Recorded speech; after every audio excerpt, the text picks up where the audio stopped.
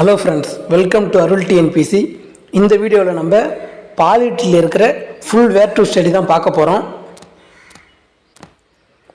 நம்ம channel already தமிழில் 95+ எடுக்கணும் 2025 நடக்க போகிற டிஎன்பிஎஸ்சி தேர்வுகளில் தமிழில் 95+ எடுக்கணுன்ற நோக்கத்தோட சங்கத்தமிழ் என்ற ஃப்ரீ டெஸ்ட் பேட்ச் கண்டக்ட் பண்ணி கொடுத்துட்டு இருக்கோம். இதில் ஒவ்வொரு ஸ்டாண்டர்டுக்கும் உதாரணத்துக்கு 6th எடுத்துக்கணும்னா அதில் 500 கொஷின், 7th 500 கொஷின், இப்படி ஒரு ஸ்டாண்டர்டுக்கு 500 கொஷின் எடுத்து மாணவர்களை ஃபுல் ப்ரிப்பேர் பண்ணுறதுக்கு முழு முயற்சியோடு இறங்கிட்டு இருக்கும். நம்ம இந்த டெஸ்ட் பேட்சில் ஜாயின் பண்ணி நீங்கள் 2025 நடக்க போகிற டிஎன்பிஎஸ்சி தேர்வுகளில் வெற்றி பெறணும்னா கீழே இருக்கிற டெலகிராம் சேனல் லிங்க் கொடுத்துருக்கேன், அதில் ஜாயின் பண்ணிக்கங்க. நம்ம சேனலை சப்ஸ்கிரைப் பண்ணி வச்சுக்கோங்க. தொடர்ந்து கொடுக்குற வீடியோ யூஸ் பண்ணி பயன்பெறுங்க. அடுத்தது நம்ம ஜிஎஸ்சில் 65 மார்க் நம்ம ஸ்கோர் பண்ணி ஆகணும். இருக்கிற 6 மாதத்துக்குள்ளே நம்ம தமிழில் நம்ம 95+ எடுக்கணும். ஜிஎஸ்ல 65+ நம்ம எடுத்தால் தான் கட் ஆஃப் ரீச் பண்ணி வேலைக்கு போக முடியும். அதுக்கு நம்ம previous year question paper analysis பண்ணி எதை முதல்ல படிக்கணும், எதை ரெண்டாவதாக படிக்கணும், அந்த ஷெடியூல்லாம் பக்காவாக போட்டு கொடுத்துருக்கோம். இதில் நம்ம யூனிட் 8 ஐஎன்எம்க்கான வேர் டு ஸ்டடி கொடுத்துட்டோம். பார்க்காதவங்க கீழே டிஸ்கிரிப்ஷனில் லிங்க் தரேன், பார்த்துக்குங்க. இன்றைக்கி நம்ம பாலிட்டிக்கான வேர் டு ஸ்டடி பார்க்கலாம்.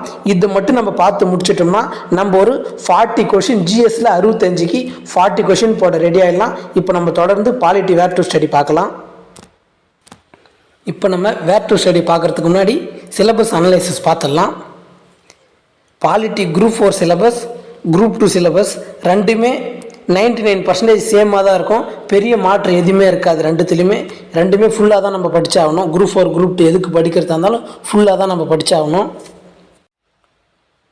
பாலிட்டியில் பார்த்தோம்னா நம்ம குரூப் 4 குரூப் 2 போன்ற தேர்வுகள்லாம் 12லிருந்து 15 கேள்வி வரைக்குமே இருக்காங்க. குரூப் 1 போன்ற தேர்வுகளில் 30 கேள்வி வரைக்கும் கேட்குறாங்க பாலிட்டியிலிருந்து. நம்ம இப்போ பாலிட்டியோட சிலபஸில் இருக்கிற ஒரு பாயிண்ட்டையும் தனித்தனியாக எடுத்து அதுக்கு புக்கில் எங்கே படிக்கணுன்றத தெளிவான எக்ஸ்ப்ளனேஷன் தான் பார்க்க போகிறோம். அடுத்தது முதல்ல பார்த்தோம்னா இந்திய அரசியல் அமைப்பு முகவுரை முக்கிய கூறுகள், இந்த பாயிண்ட்டு நம்ம எங்கே பார்க்கணும்னா 6th to 12th வரைக்கும் இருக்கிற இந்திய அரசியலமைப்பு ஒரு 3 பாடம் இருக்குது. இந்த பாடத்தில் பார்த்தோம்னா நம்ம அரசியலமைப்பு எப்போ நிர்ணய சபை உருவாக்கப்பட்டதுலேருந்து அரசியலமைப்பு உருவாக்கம், அதோட அடிப்படை சின்னங்கள்லாம் என்னென்ன, என்னைக்கு ஏற்றுக்குனாங்க, அதை பற்றின டேட்டாலாம் கொடுத்துருக்காங்க. இன்றைக்கி நவம்பர் 26, இன்றைக்கி தான் அரசியலமைப்பு, இந்திய அரசியலமைப்பு இந்திய நிர்ணய சபையால் ஏற்றுக்கொள்ளப்பட்ட நாள் இன்றைக்கி தான். இந்த நாளில் இந்த வீடியோ கொடுக்குறது நமக்கு ரொம்ப சந்தோஷமாக இருக்குது. அடுத்தது பார்த்தோம்னா இந்திய தேசிய சின்னங்கள் கொடுத்துருக்காங்க.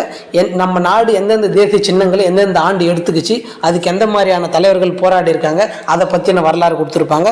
அடுத்தது 6th 7th 8th சமத்துவம் பற்றி கொடுத்துருப்பாங்க. இதில் நமக்கு அடிப்படை உரிமைகள்லாம் அதிகமாக கவர் ஆகும். அடுத்தது பார்த்தோம்னா ஒன்றியம், மாநிலம், யூனியன் பிரதேசங்கள். இதில் நம்ம பார்த்தோம்னா 9th புக்கில் அரசாங்க அமைப்புகள் மற்றும் மக்களாட்சியோட வகைகளை பற்றி கொடுத்துருப்பாங்க. ஒன்றிய, மாநிலம், யூனியன் பிரதேசங்களில் எந்த மாதிரியான ஆட்சி முறை, மக்களாட்சி முறையில் இருக்கிற வகைகளை கொடுத்துருப்பாங்க. அடுத்தது அரசாங்கத்தின் வகைகளை கொடுத்துருப்பாங்க 9th புக்கில். 12th பார்த்தோம்னா காலனியத்துக்கு பிந்திய இந்தியாவுடைய மறுகட்டமைப்பு, அதே 12th தேச கட்டமைப்பின் சவால்கள். இது பார்த்தோம்னா நமக்கு இதில் வர யூனியன் பிரதேசங்கள் மற்றும் மாநிலங்களை எப்படி ஒன்றா சேர்த்தாங்க, மாநிலங்களாக இந்தியா என்ற ஒரு நாடு இதுக்கு முன்னாடி இருந்ததில்லை, அந்த மாநிலத்தை அந்த நாட்டை எப்படி ஒன்றா மறுகட்டமைப்பு பண்ணாங்க, அதை பற்றி கொடுக்குறது தான் இந்த லெசன்லாம். அதுக்கு அடுத்தது நம்ம பார்த்தோம்னா குடியுரிமை, அடிப்படை உரிமை, அடிப்படை கடமைகள். குடியுரிமைக்குன்னு 8th ஒரு தனியாக ஒரு லெசன் இருக்குது. 10th இந்திய அரசியலமைப்பும் 12th இருக்கிற இந்திய அரசியலமைப்பிலும் அடிப்படை உரிமைகளை பற்றி இருக்குது. 12லிருந்து 35 வரைக்கும் இருக்கிற அடிப்படை உரிமைகள் ஆகட்டும், 36லிருந்து 51 வரைக்கும் இருக்கிற அரசு நெறிமுறை கோட்பாடுகள். அடுத்தது அடிப்படை கடமைகள் 51A இருக்கிற 10, 11 அடிப்படை கடமைகள் வரைக்கும் நமக்கு இந்த 10th புக்லேயும் 12th புக்லேயும் தெளிவாக கொடுத்துருக்காங்க. அடுத்தது பார்த்தோம்னா ஒன்றிய அரசு, ஒன்றிய நாடாளுமன்றம், அதோடைய நிர்வாகம், அதை பற்றி கொடுத்துருப்பாங்க. இது 10th புக்கில் நடுவண் அரசு என்ற டாப்பிக்கில் இருக்குது. 12th சட்டமன்றம் மற்றும் ஆட்சித்துறை என்ற கண்ட்ரோலில் நிர்வாகத்தில் குடியரசுத் தலைவர் எந்த அளவுக்கு முக்கியமானதாக வராரு. இங்கே தமிழ்நாட்டில் மாநில சட்டமன்றத்தில் பார்த்தோம்னா ஆளுநர் எந்த அளவுக்கு வருவாங்க, ஆளுநர், குடியரசுத் தலைவர், இவங்களை பற்றி தான் இந்த லெசன்லாம் அதிகமாக கொடுத்துருப்பாங்க. ஏன்னா ஒன்றிய அரசு நிர்வாகத்தோட முதன்மையான அமைப்பு யாருன்னா குடியரசுத் தலைவர் வச்சு தான் இயங்குது. அடுத்தது பார்லிமெண்ட்டோட செட்டப் கொடுத்துருப்பாங்க. ஒன்றிய அளவில் இந்திய பார்லிமெண்ட்டோட செட்டப் இதில் கொடுத்துருப்பாங்க. இதே மாதிரி தமிழ்நாடுக்கு பார்த்தோம்னாலும் தமிழ்நாடு மாநிலத்தோட நிர்வாகம் அதோட சட்டமன்றத்தை பற்றின செட்டப்பு இது வந்து 8th மாநில அரசு எவ்வாறு செயல்படுகிறது, 10th மாநில அரசு, 12th இருக்கிற சட்டமன்றம். இந்த 12th இருக்கிற சட்டமன்றத்தில் தான் மாநில அரசை பற்றியும் கொடுத்துருப்பாங்க, மத்திய அரசு பற்றியும் கொடுத்துருப்பாங்க. அதனால் நம்ம எந்தெந்த டாப்பிக்கு இப்போ உதாரணத்துக்கு மாநில அரசுன்னு டெஸ்ட் வைக்கிறாங்கன்னா நம்ம இந்த சட்டமன்றத்தில் போய் மாநில அரசு சம்மந்தப்பட்டமான பாயிண்ட் மட்டும் படித்தா போதும். அடுத்தது பார்த்தோம்னா பஞ்சாயத்து ராஜ் உள்ளாட்சி அமைப்புகள். இதுக்கு வந்து 6th to 12th 11th ஒரு 3 லெசன் மட்டும் கொடுத்துருக்காங்க.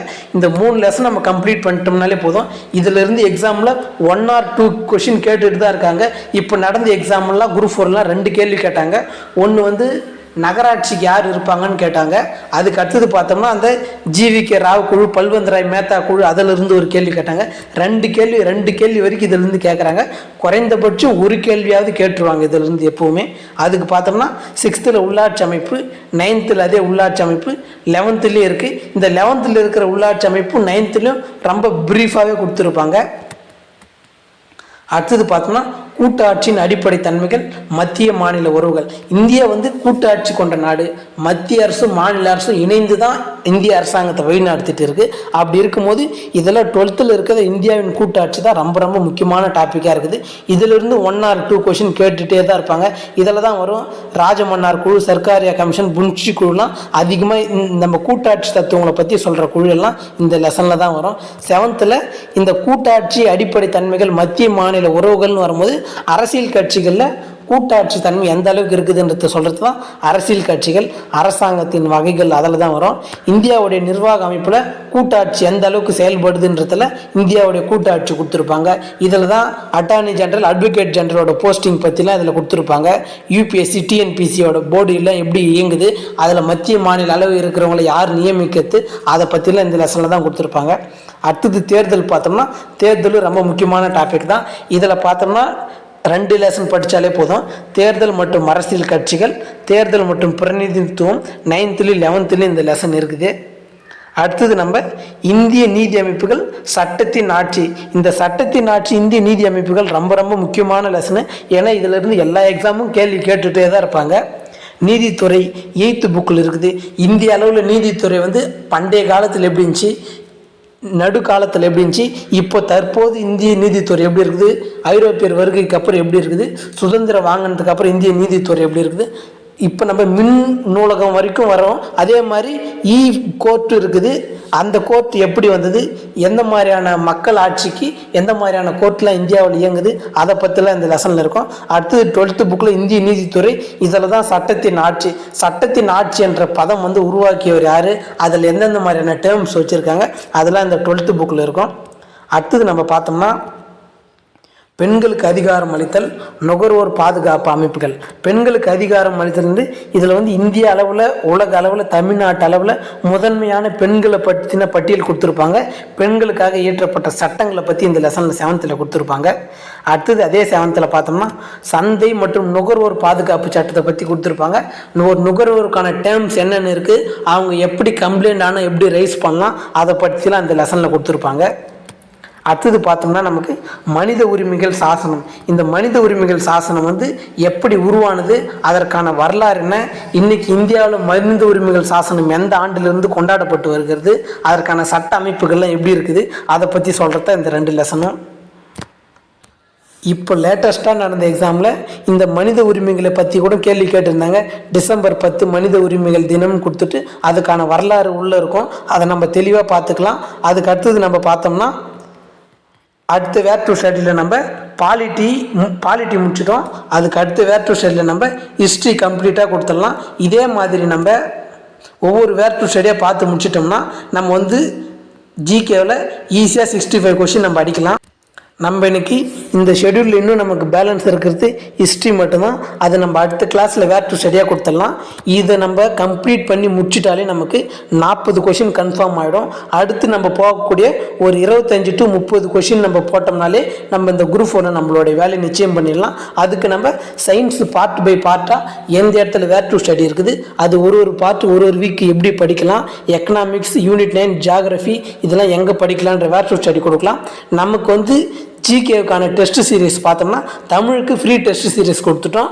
ஜிகேக்கான டெஸ்ட் சீரிஸ் நம்ம பார்த்தோம்னா பொங்கலுக்கு அப்புறம் நம்ம ஜிகேக்கான டெஸ்ட் சீரிஸ் எப்போ கொடுக்கலான்றத அனௌன்ஸ்மெண்ட் பண்ணிடலாம். இதில் நம்ம ஜிகே டெஸ்ட் சீரிஸ் எப்படி இருக்குன்னா, இப்போ நம்ம ஒரு வேர் டு ஸ்டடி எடுத்து பார்த்தல ஒரு டாப்பிக்கும் அந்த ஒரு டாப்பிக்குமே 50 கேள்வி 100 கேள்வின்ற வகையில் நம்ம எடுத்து கொடுத்து ஃபுல்ஃபில்லாக டெஸ்ட் பேட்ச் எடுத்துகிட்டு போகலாம். ஓகே ஃப்ரெண்ட்ஸ், அடுத்தது நம்ம ஹிஸ்ட்ரி வேர் டு ஸ்டடியில் சந்திக்கிறேன். பாய்.